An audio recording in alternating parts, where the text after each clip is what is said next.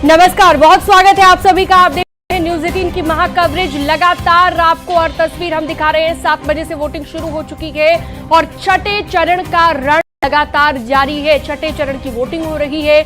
उत्तर प्रदेश की बात करें तो श्रावस्ती में बूथ नंबर 152 पर ईवीएम खराब हुई है। सबसे लेटेस्ट अपडेट जो इस वक्त आ रही है वो सबसे पहले आपको बता देते हैं, जहां पर ईवीएम खराब हुई है। और इस बीच 2024 में मुकाबला किस किस प्रत्याशी के बीच है वो भी आपकी स्क्रीन पर आ गया है। वो भी आप देख पा रहे हैं कि किन किन दिग्गजों के बीच आज का ये चुनावी रण है। तो लगातार महाकवरेज न्यूज 3 पर जारी है और इसी बीच श्रावस्ती से बड़ी खबर, बूथ नंबर 152 पर ईवीएम खराब हुई है। बूथ 152 पर अभी तक मतदान ही शुरू नहीं हो पाया। बूथ पर मतदाताओं की लंबी लंबी कतारें लगी हुई हैं। तो ये बड़ी खबर इस वक्त हम आपको बता रहे हैं। आज उत्तर प्रदेश की भी 14 सीटों को लेकर वोटिंग हो रही है। ऐसे में श्रावस्ती की बात करें, यहां पर अभी तक मतदान ही शुरू नहीं हो पाया है। अखिलेश कुमार संवाददाता न्यूज 18 हमारे साथ जुड़ चुके हैं। अखिलेश, क्या वजह है ईवीएम खराबी के पीछे? क्या बताया गया अभी तक? क्या जानकारी आपको मिल पाई है? और कहा जा रहा है कि अभी तक मतदान ही शुरू नहीं हो पाया। 7 बजे से अब 8 बजे तक का वक्त हो गया है। देखिए, मतदान शुरू हुए 1 घंटा हो गया है, लेकिन जब मतदान का शुरुआती दौर होता है तो ईवीएम की कनेक्टिविटी बहुत सारी चीजें होती हैं। तो श्रावस्ती के कुछ बूथों पे जो ऐसी स्थिति रही है जहाँ पे 7:10 या 15 मिनट हो चुका था और मतदान शुरू नहीं हुआ था। हालांकि अभी तो अपडेट ये है 1 घंटा हो चुका है, तो अब मतदान शुरू हो चुका है। लेकिन ये चूंकि मामला रहता है कि जब मतदान शुरू होता है तो ईवीएम की कनेक्टिविटी, वीवीपैट की कनेक्टिविटी, जिसकी वजह से मतदान जो है रुका था और लेट हुआ था। कुछ मतदाता भी पुलिस वालों से बहसबाजी कर रहे थे कि भाई हम लोग सुबह ही आ गए और मतदान क्यों नहीं हुआ। तो पुलिस ने उनको समझाया है और उसके बाद अभी जो अपडेट है, अब मतदान शुरू हो गया है। ये बूथ नंबर 152 का मामला श्रावस्ती में। हालांकि अब मतदान जो है सुचारू तौर पर चल रहा है और हर बूथ पे लंबी लाइन लगी हुई है मतदाताओं की। जी, यानी कि अब मतदान यहाँ पर शुरू हो गया है। बहुत शुक्रिया तमाम जानकारी विस्तार से देने के लिए अखिलेश कुमार।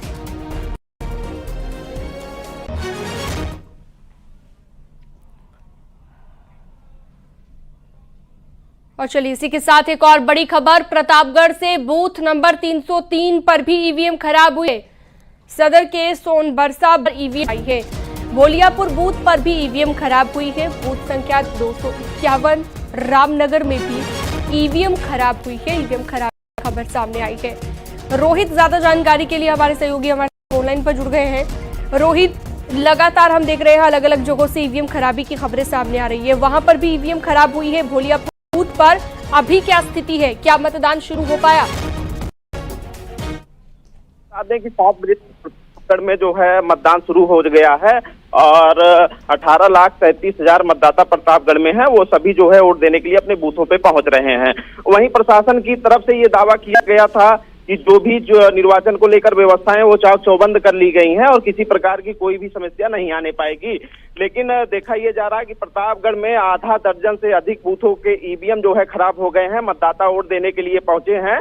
काफी उनको परेशानी उठानी पड़, क्योंकि गर्मी प्रतापगढ़ में अधिक है, धूप हो गई है और लोग सुबह ही अपने बूथों पर पहुंचकर मतदान जो है करना चाहते थे, गर्मी से बचना चाहते थे। तो लिहाजा ऐसा देखा जा रहा है कि रानीगंज के जाजापुर जो कि बूथ संख्या 256 है, वहां का ईवीएम खराब हुआ है।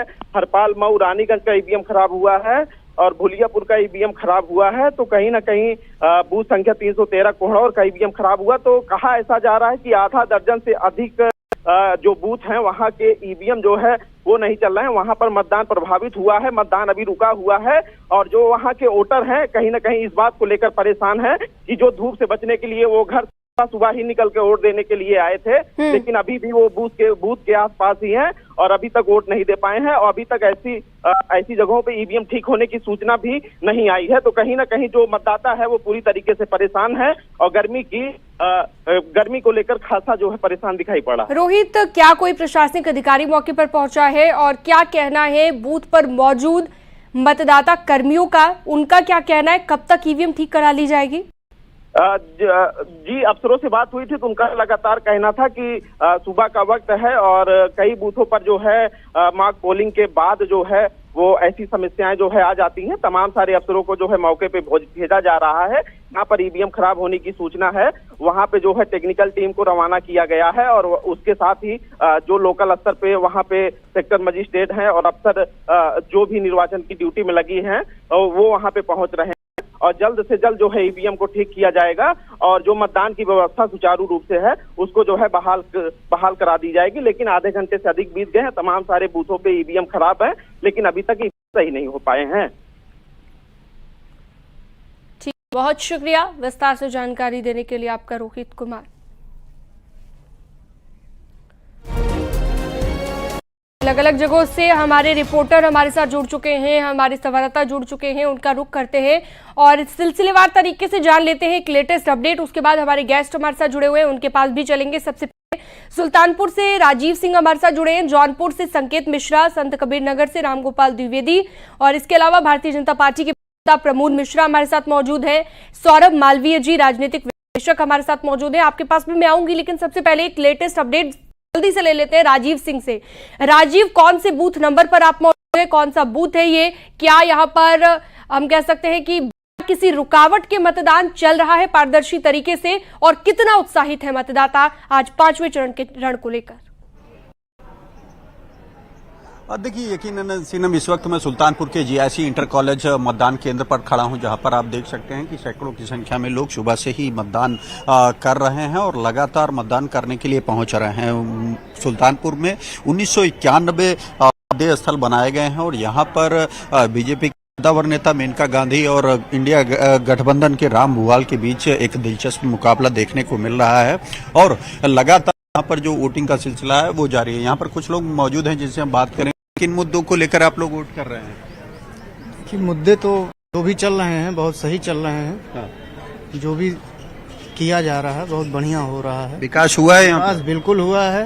हाँ। सब दिखाई दे रहा है। हाँ। सीनम, ये 80 लोकसभा सीट में एक खास खासियत है कि यहाँ पर मेनका गांधी लगातार सांसद रही हैं। इससे पहले वरुण गांधी सांसद रहे हैं और यहाँ पर मेनका गांधी को माताजी यानी कि माँ के रूप में जाना जाता है, उनको माँ के रूप में दर्जा मिला है। ऐसे में कुछ लोग हमारे साथ और मौजूद हैं, उनसे हम बात करेंगे। क्या माहौल है चुनाव का, क्या देखने को मिल रहा है? यहाँ पे मुद्दों के आधार पे चुनाव लड़ा जा रहा है। अब यहाँ पे महंगाई, बेरोजगारी और विकास, सुरक्षा और राष्ट्रीय हित देखते हुए मतदाता यहाँ पे मताधिकार का प्रयोग कर रहे हैं। अब देखने वाली बात यह होगी कि अंडर करंट है या लहर है या राष्ट्रवाद विकास का मुद्दा हावी होता है। अब ये तो मतगणना के बाद पता चलेगा, लेकिन यहाँ पे मतदान अच्छे तरीके से हो रहा है। क्या लगता है यहाँ पर कुछ विकास काम हुआ है पिछले 5 सालों? बिल्कुल हुआ है। यहाँ पे आप देखेंगे और चलिए आजमगढ़ अपने दर्शकों को अब लिए चलते हैं। अलाउद्दीन हमारे साथ जुड़े हुए हैं। अलाउद्दीन, दिनेश लाल यादव निरहुआ और धर्मेंद्र यादव चुनावी मैदान में है। यहाँ पर किस तरह की फाइट देखने को मिल रही है और मतदाता जो पहुंचे हैं उनके जहन में क्या मुद्दे हैं, किन मुद्दों को लेकर वोट किए जा रहे हैं? अलाउद्दीन जी हाँ, बिल्कुल। आजमगढ़ में 2 लोकसभा क्षेत्र हैं, आजमगढ़ खुद, एक लालगंज।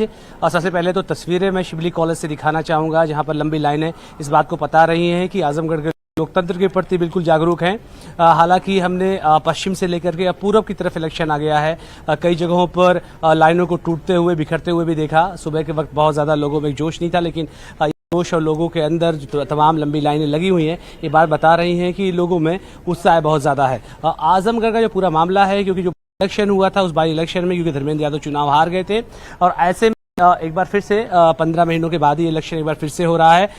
स्थानीय सहयोगी अभिषेक मुझे ज्वाइन कर रहे हैं और डिटेल में बताएंगे कि आजमगढ़ का राजनीतिक और भौगोलिक परिदृश्य क्या है और ये सीटें राजनीतिक तौर से कहती क्या। अभिषेक, क्या देख पा रहे हैं जब से इलेक्शन अनाउंस हुआ है? आपके यहाँ बाई इलेक्शन में हुआ, 2 बड़े चेहरे हैं, किस तरह का इलेक्शन जा रहा है और क्या मुद्दे मुख्य हैं? निश्चित तौर पे आजमगढ़ के चुनाव की बात करने के पहले आजमगढ़ के मिजाज और यहाँ के लोगों को समझना पड़ेगा। आजमगढ़ हमेशा से चौंकाने वाला परिणाम दिया है, चाहे वो बाई इलेक्शन रहे हो, चाहे मेन बॉडी के चुनाव रहे हो। मैं बात कर रहा हूँ जब से चुनाव यहाँ पर अस्तित्व में आया है, लगातार यहाँ पे 22 चुनाव हो चुके हैं, जिसमें से अब तक 14 यादव और 4 माइनॉरिटी के कैंडिडेट को चुनाव जीत कामयाबी मिली है। बात करें यहाँ की जाति समीकरण की, जाति समीकरण आजमगढ़ में हमेशा आजमगढ़ में भी आपने देख लिया कि लंबी लंबी कतारें लगी हुई है, मतदाता पहुंच रहे हैं वोट कास्ट करने के लिए। जौनपुर लिए चलते हैं, संकेत मिश्रा यहां से जुड़े हुए हैं। संकेत, किस तरह से चल रहा है मतदान, जरा तस्वीरें दिखाइए और दिखाइए वोटर्स में कितना उत्साह?